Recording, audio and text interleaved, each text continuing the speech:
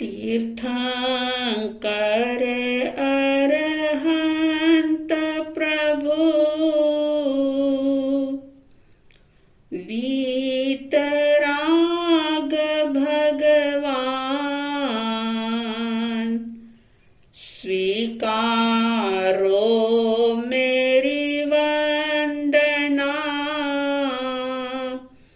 भवतारक जलयान परमेष्टि की वंदना शमन करे भवताप स्मरण मनन से चेतना जागे अपने आप।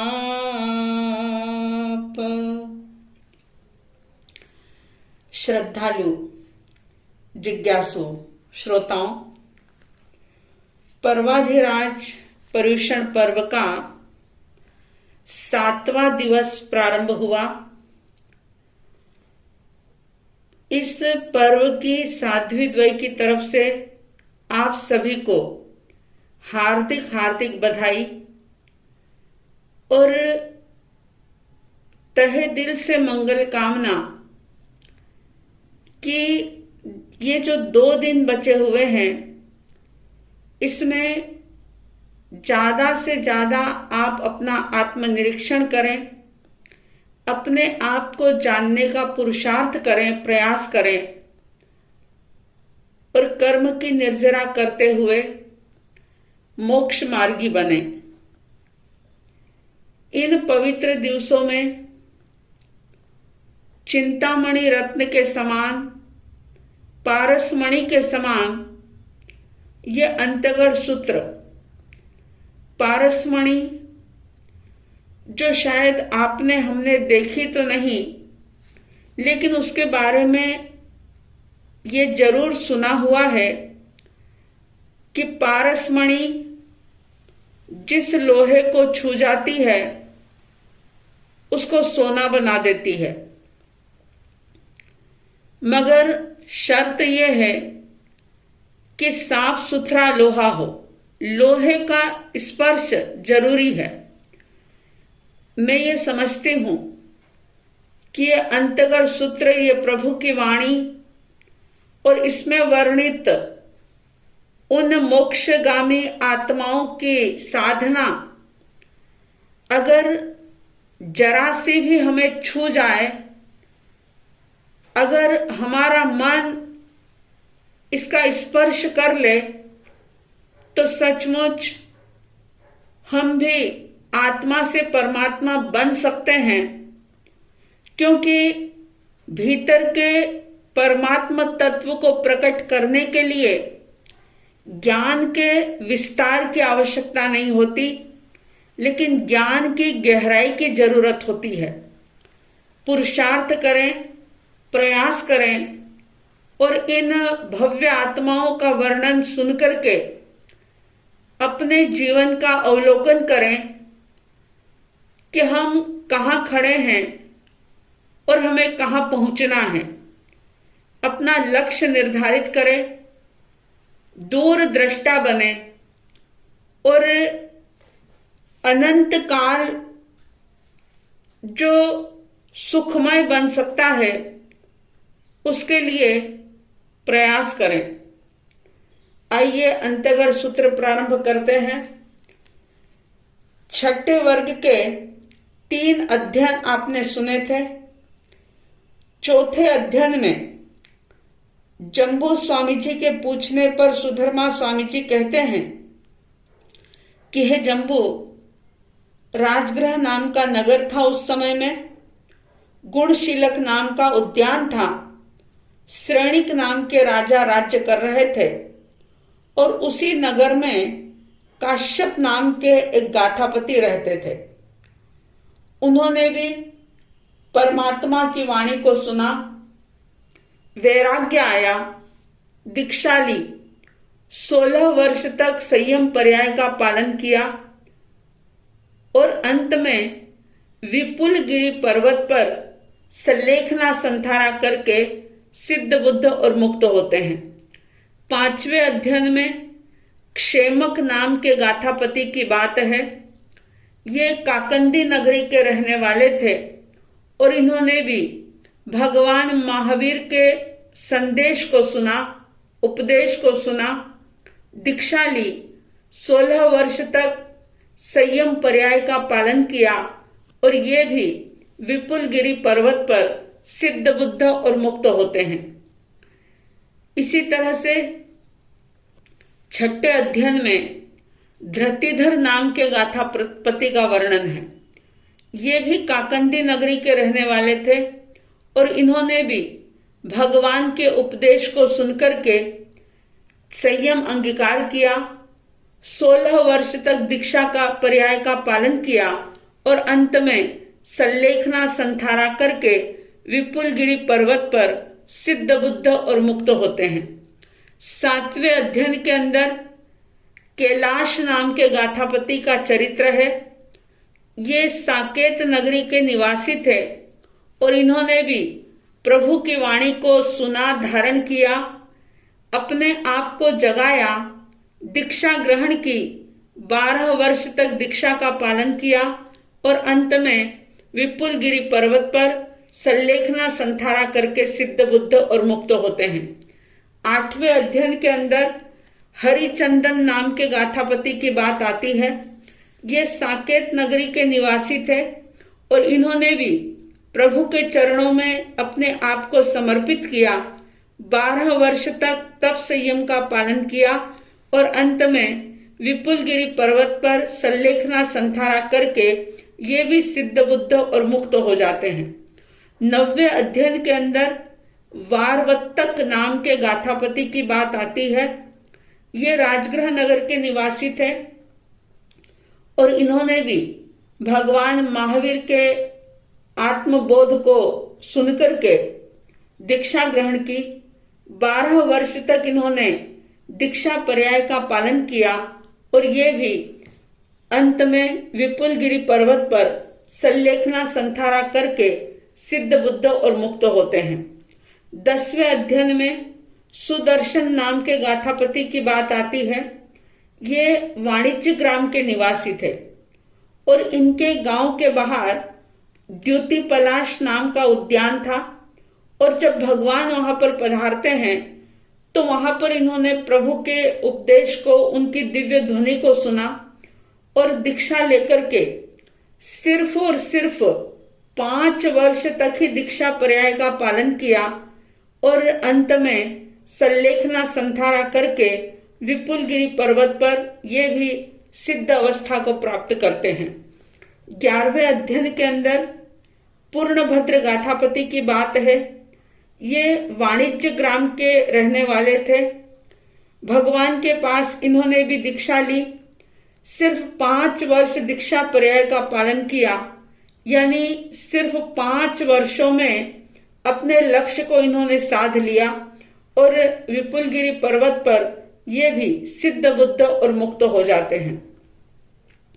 12वें अध्ययन में सुमन भद्र नाम के गाथापति की बात है। ये श्रावस्ती नगरी के निवासी थे और इन्होंने भी दीक्षा ली, बहुत वर्षों तक दीक्षा पर्याय का पालन किया और विपुलगिरी पर्वत पर सल्लेखना संथारा करके सिद्ध बुद्ध और मुक्त होते हैं। 13वें अध्ययन में सुप्रतिष्ठ नाम के गाथापति की बात है। ये श्रावस्ती नगरी के ही निवासी थे और इन्होंने भी भगवान की धर्म देशना को सुना, समझा, उसे हृदय में धारण किया, विचिंतन मनन किया और दीक्षा लेकर के 27 वर्षों तक दीक्षा पर्याय का पालन किया और अंत में विपुलगिरी पर्वत पर ये भी सल्लेखना संथारा करके सिद्ध बुद्ध और मुक्त हो जाते हैं। 14वें अध्ययन में मेघ नाम के गाथापति की बात आती है। ये राजगृह के नगर के रहने वाले थे। इन्होंने भी प्रभु की वाणी को सुनकर के धर्म के मर्म को समझा और चिंतन मंथन करके दीक्षा का निर्णय किया, दीक्षा ली। बहुत वर्षों तक इन्होंने संयम पर्याय का पालन किया और अंत में ये भी विपुलगिरी पर्वत पर सिद्ध, बुद्ध और मुक्त हो जाते हैं। इस प्रकार से ये 14 अध्ययन जो हैं छठे वर्ग के संपन्न होते हैं। अब 15वें अध्ययन में जब सुधर्मा स्वामी जी से जम्बू स्वामी जी ने पूछा कि 15वें अध्ययन में किस प्रकार के भाव प्रभु ने फरमाए हैं, तो सुधर्मा स्वामी जी कहते हैं कि उस समय में एक पोलासपुर नाम का नगर था, जहां पर विजय नाम के राजा राज्य कर रहे थे। पोलासपुर नगर बड़ा ही समृद्ध नगर था और विजय नाम के राजा के राज्य में उनकी सारी प्रजा बहुत ही सुख का, आनंद का अनुभव कर रही थी। उनकी पत्नी जो थी, विजय राजा की पत्नी, जिसका नाम था श्रीदेवी, विजय राजा और श्रीदेवी दोनों ही परमात्मा के उपासक थे और ऐसे एक नहीं, हजारों श्रावक, 12 व्रतधारी श्रावक उस समय में पोलासपुर नाम के नगर में रह रहे थे। और इन्हीं राजा का, यानी विजय राजा और श्रीदेवी का एक पुत्र था जिसका नाम था अतिमुक्तक कुमार। अब उस समय में भगवान महावीर विहार करते हुए पोलासपुर नगरी में पधारते हैं और प्रभु के प्रथम शिष्य, प्रथम गणधर गौतम स्वामी जी, जिनका नाम तो इंद्रभूति था लेकिन गोत्र उनका गौतम था, तो जो गोत्र से ही प्रसिद्ध हो गए, जो 14,000 साधुओं के सिरमोड़ थे, 36,000 आर्याओं के संघ का भी वो संचालन कर रहे थे, यानी सबके प्रमुख थे। लेकिन इतने श्रेष्ठ होने के बावजूद उनके अंदर विनय का गुण जो था वो कूट कूट करके भरा हुआ था। स्वावलंबी थे वो। जिस दिन से उन्होंने दीक्षा ली थी, गौतम स्वामी जी ने जिस दिन दीक्षा ली, उसी दिन से वो बेले बेले पारना कर रहे थे और बेले के पारने में स्वयं गोचरी लेने के लिए जाते थे। स्वावलंबी जीवन था उनका। भगवान महावीर के साथ वो भी पोलासपुर नगर में पधारे हुए थे और जब भिक्षा का समय हुआ तो परमात्मा की आज्ञा लेकर के गौतम स्वामी गोचरी के लिए, भिक्षा के लिए पोलासपुर नगर के अंदर जाते हैं। उस नगर के बीच में एक क्रीड़ा स्थान बना हुआ था, खेल का मैदान बना हुआ था। उस समय की भाषा में उसे इंद्रप्रस्थान कहते थे और आज की भाषा में आप उसे एक पार्क कह सकते हैं, जिसमें बच्चे, युवक सभी खेलते हैं। और उस इंद्रप्रस्थान नाम के नगर पार्क में, उस खेल के मैदान में बच्चे खेल रहे थे। गौतम स्वामी जी उधर से निकलते हैं। गौतम स्वामी जी को बहुत सारे बच्चों ने देखा, लेकिन सभी अपने अपने खेल में मस्त थे। लेकिन अतिमुक्तक कुमार, जो खेल छोड़ करके गौतम स्वामी जी को देखकर गौतम स्वामी जी की तरफ दौड़ते हुए आते हैं और गौतम स्वामी जी को प्रणाम करते हैं। गौतम स्वामी जी से वे पूछते हैं कि आप कौन हैं और इस प्रकार से क्यों घूम रहे हैं, क्योंकि उन्होंने देखा कि वो कभी एक घर में जाते, कभी दूसरे घर में जाते। जब उस छोटे से बच्चे ने गौतम स्वामी जी से ये प्रश्न किया तो गौतम स्वामी जी ने भी बच्चे को नजरअंदाज नहीं किया, बल्कि बड़ी ही सहजता के साथ, सरलता के साथ उन्होंने कहा कि हे देवानुप्रिय, हम श्रमण निर्ग्रंथ हैं, साधु हैं, और शरीर को चलाने के लिए जो भोजन की आवश्यकता होती है उसके लिए घर घर घूम करके हम थोड़ा थोड़ा सा भोजन ग्रहण करते हैं। जैसे ही राजकुमार अतिमुक्तक ने ये बात सुनी तो बहुत खुश हुआ और बच्चा कहता है कि आप मेरे घर चलो, मेरी माँ आपको देख करके, आपको भिक्षा दे करके बहुत प्रसन्न होगी, बहुत आनंदित होगी। और इस प्रकार से उस बच्चे ने सरल हृदय से गौतम स्वामी जी की उंगली पकड़ ली और कहा कि चलो मैं बताता हूं अपने घर का रास्ता आपको। देखिए, उस बच्चे को अपनी मां पर इतना विश्वास था कि वो एक अनजान अतिथि को निमंत्रण देकर के अपने घर ले जाता है और उसको ये पता था कि मां जो है बहुत उदार है, विशाल है और अतिथि की अवज्ञा कभी भी नहीं कर सकती। हर तरह से अतिथि का आदर सत्कार करेगी और उनको संतुष्ट करेगी। ऐसा उस बच्चे के रोम रोम में विश्वास था और इसी विश्वास के कारण से वह गौतम स्वामी जी की उंगली पकड़ करके अपने घर की तरफ, अपने राजमहल की तरफ ले जाते हैं। श्रीदेवी जो थी विजय राजा की पत्नी, जो एक राजरानी थी, बड़ा ही विशाल हृदय था उनका, हाथों में बड़ी उदारता थी, वाणी भी बहुत मीठी थी। मतलब यूं कह दो कि उनके हृदय से, उनके हाथ से और उनके मुंह से निरंतर अमृत ही अमृत झरता रहता था।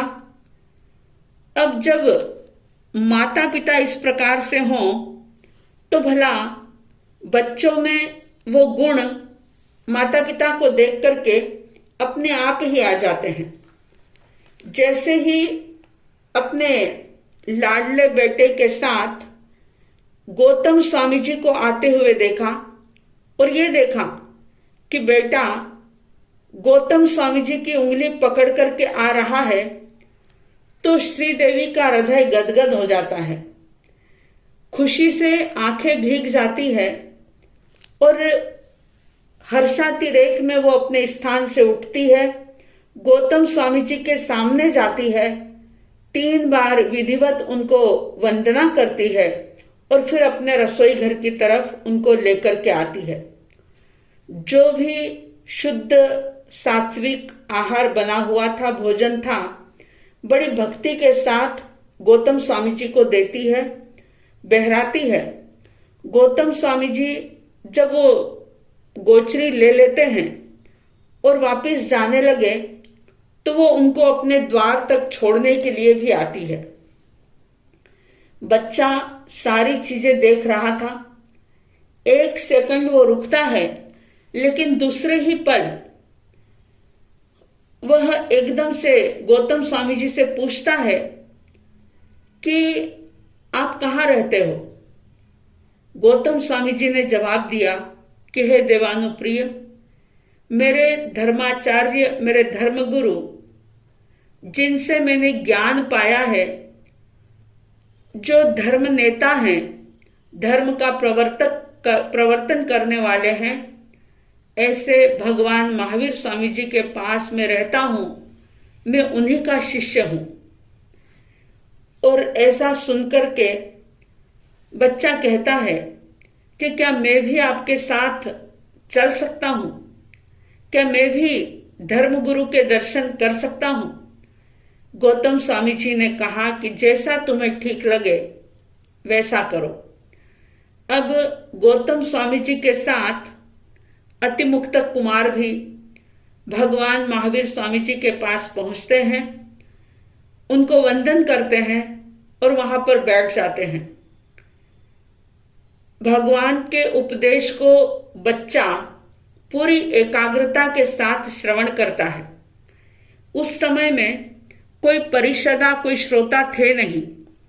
सिर्फ बच्चे को ही प्रभु ने उपदेश दिया और वो अतिमुक्तक कुमार बालक प्रभु के उपदेश को बड़ी गहराई से श्रवण करता है और कहता है कि भगवान, मुझे आपकी वाणी, आपकी बात बहुत अच्छी लगी है और मैं आपका शिष्य बनना चाहता हूं। वहां से उठते हैं और अपने माता पिता के पास आते हैं और माता पिता से आकर के कहते हैं कि मैं परमात्मा के पास गया था और मैंने प्रभु की वाणी को सुना, समझा और मैं उनके पास दीक्षा लेना चाहता हूं। जैसे ही ये बात माता पिता ने सुनी तो आप समझ सकते हैं कि उन्होंने क्या सोचा होगा। माता पिता एकदम अवाक रह जाते हैं, सुनकर के आश्चर्यचकित हो जाते हैं और माता कहती है कि बेटा, तुम तो अभी बहुत छोटे हो, बच्चे हो, तुम्हें क्या पता कि धर्म दीक्षा क्या होती है, कितने कितने परिचय होते हैं, कितने कष्ट होते हैं। अभी ऐसी बात मत करो, जब तुम समझदार हो जाओगे, सयाने हो जाओगे, तब देखना, अभी तो तुम कुछ जानते भी नहीं हो। तब अतिमुक्तक कुमार जब अपनी मां की इस प्रकार की बात सुनते हैं तो कहते हैं कि माता, मैं जानने योग्य जो भी है उसको मैं जान चुका हूं। जिसको जानता हूं उसको नहीं जानता। देखिए, पहेलियों के साथ मां से वार्ता करते हैं कि हे माता, मैं जिसको जानता हूं उसको नहीं जानता और जिसको नहीं जानता उसको जानता हूं। माता ने पूछा कि भाई, आखिर क्या बात है, मुझे कुछ समझ नहीं आ रही तुम्हारी बात। तब बच्चा उस बात का विश्लेषण करते हुए मां को समझाता है कि माता, मैं जानता हूं कि जिसने जन्म लिया है वो निश्चित रूप से मरेगा। छोटे से बच्चे को भी ये बात एक ही उपदेश से समझ में आ गई। बच्चे के सामने स्वयं को रख करके टटोलिएगा कि क्या मौत का स्मरण कभी होता है या नहीं होता है। बच्चे को ये बात समझ में आ गई कि जिसने जन्म लिया है वो निश्चित रूप से मरेगा, किंतु मैं ये नहीं जानता कि वो कब मरेगा, कहां मरेगा, कैसे मरेगा। इसलिए मैंने ये कहा कि मैं जिसको जानता हूं उसको नहीं जानता, और साथ में मैं ये नहीं जानता कि किसने कब, कहां, कैसे कर्म किए हैं, किंतु मैं जरूर जानता हूं कि जो आज दुख पा रहा है, जो अंधेरी गलियों में ठोकरें खा रहा है, निश्चित रूप से वो अपने ही कर्मों का फल भोग रहा है। जो आज सुख भोग रहा है वो भी अपने ही कर्मों का फल भोग रहा है। यानी कि व्यक्ति जैसा कर्म करता है उसे उसका फल अवश्य मिलता है, ये मैं जानता हूं। माता पिता ने इस प्रकार की विचित्र बातें बच्चे के मुख से सुनी और बहुत उनको संयम से भटकाने का प्रयास किया, लेकिन दृढ़ निश्चय को माता पिता की कोई भी युक्ति बदल नहीं पाई। आखिर दृढ़ संकल्प की विजय होती है। माता पिता ने कहा कि भाई, चाहे एक दिन के लिए ही सही, लेकिन हम तुम्हारा राज्याभिषेक करना चाहते हैं, यानी तुमको राजा के रूप में देखना चाहते हैं। बहुत धूमधाम के साथ उनका राज्याभिषेक होता है और जब उनको सोने के सिंहासन पर बिठा दिया जाता है तो पूछा जाता है कि बताओ राजन, अब आपकी क्या आज्ञा है। तो बस वो यही कहते हैं कि बस मुझे दीक्षा की आज्ञा दीजिए, मैं प्रभु के चरणों में अपने आप को अर्पण करना चाहता हूं। और बहुत ही ठाट बाट के साथ उनका दीक्षा का कार्यक्रम होता है। छोटे से बच्चे ने परमात्मा का शिष्यत्व ग्रहण किया। और ऐसी एक बात आती है, क्योंकि पहले कुछ ज्ञान तो विशेष था नहीं, एक प्रवचन सुनकर के ही दीक्षित हो गए थे, अभी ज्ञान ध्यान प्रारंभ हुआ था। एक समय में शौच क्रिया के लिए वो बड़े अनुभवी स्थविर मुनियों के साथ जंगल में जाते हैं। सभी मुनि अलग अलग दिशाओं में चले जाते हैं।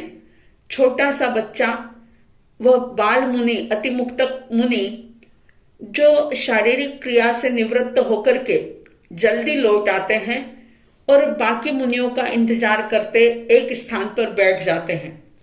बरसात का समय था, जगह जगह गड्ढों में पानी भरा हुआ था।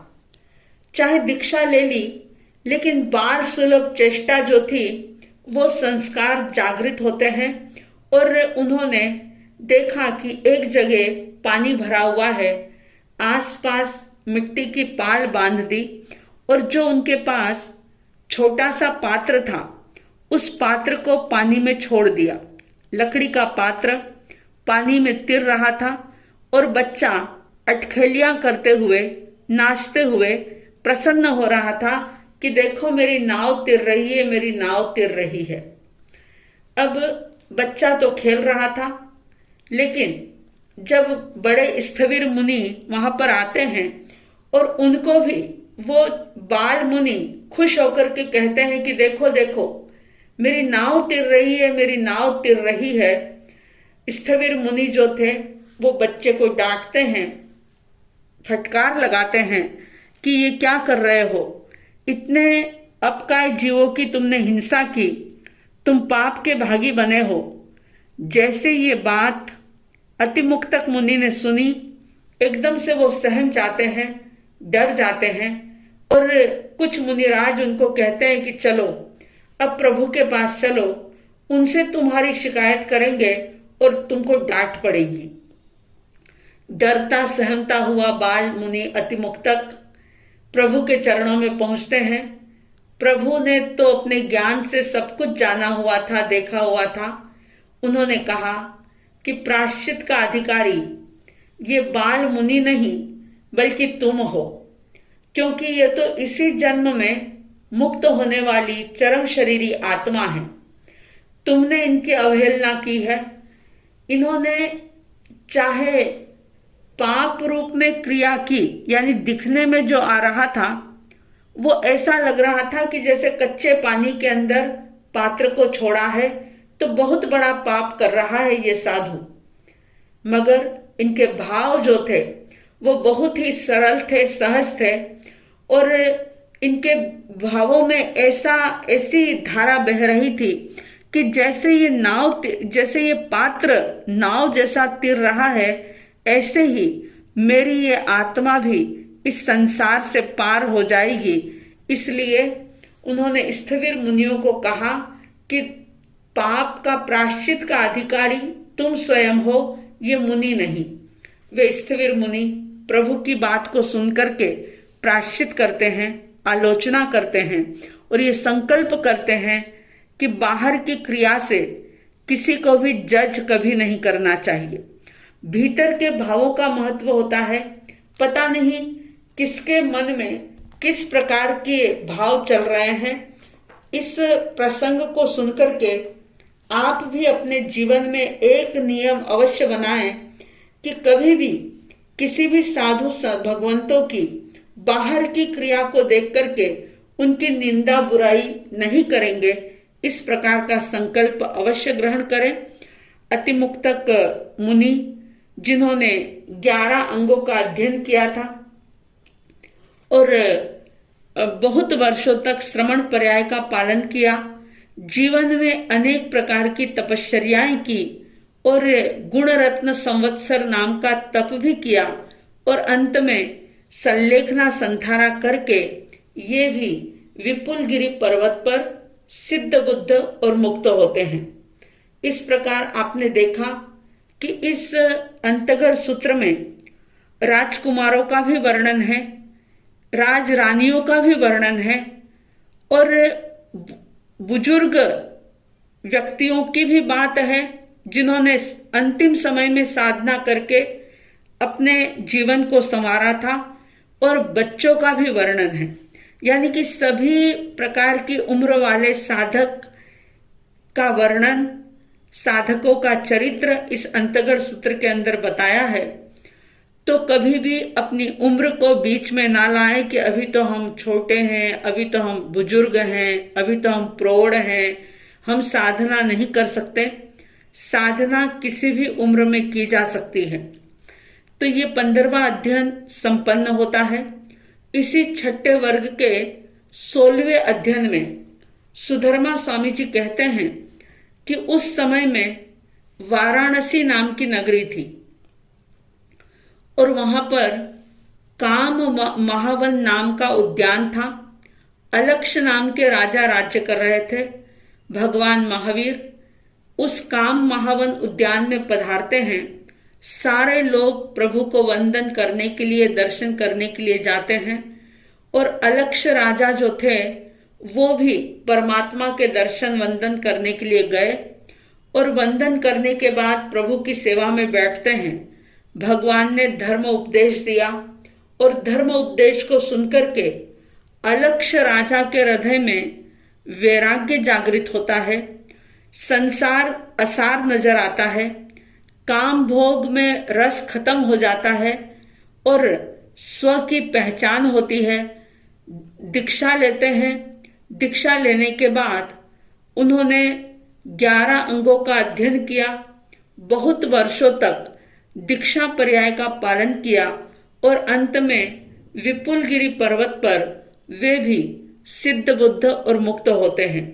इस प्रकार से सुधर्मा स्वामी जी कहते हैं कि हे जम्बू, ये अंतगढ़ दशा सूत्र के छठा वर्ग और 16 अध्ययन संपन्न होते हैं। तो इस तरह से ये 6 वर्ग संपन्न हुए। प्रत्येक चरित्र की बात सुनते हुए, प्रत्येक साधक की बात सुनते हुए हम विचार करें कि प्रभु की वाणी को सुनकर के उन्होंने आखिर ऐसा क्या सोचा होगा, क्या विचार किया होगा कि जिससे उनके मन में वैराग्य का भाव जाग गया। उन्होंने प्रभु की वाणी को सुनकर के अपने आप को संबोधित किया और ये कहा, ए मेरे चेतन संभल, आज्ञा प्रभु की चलता चल, कर ले आत्म ज्ञान, क्यों बना अनजान। ए मेरे चेतन संभल, आज्ञा प्रभु की चलता चल, कर ले आत्म ज्ञान, क्यों बना अनजान। आप और हम सभी प्रभु की वाणी का चिंतन मनन करते हुए आत्मबोध प्राप्त करें, स्वयं को जानें, स्वयं को समझें और आगे बढ़ें। जीवन की सार्थकता की दिशा में आगे बढ़ते हुए अपने लक्ष्य को प्राप्त करें। इन्हीं शुभ मंगल भावनाओं के साथ जय प्रभु महावीर, जय गुरु आनंद।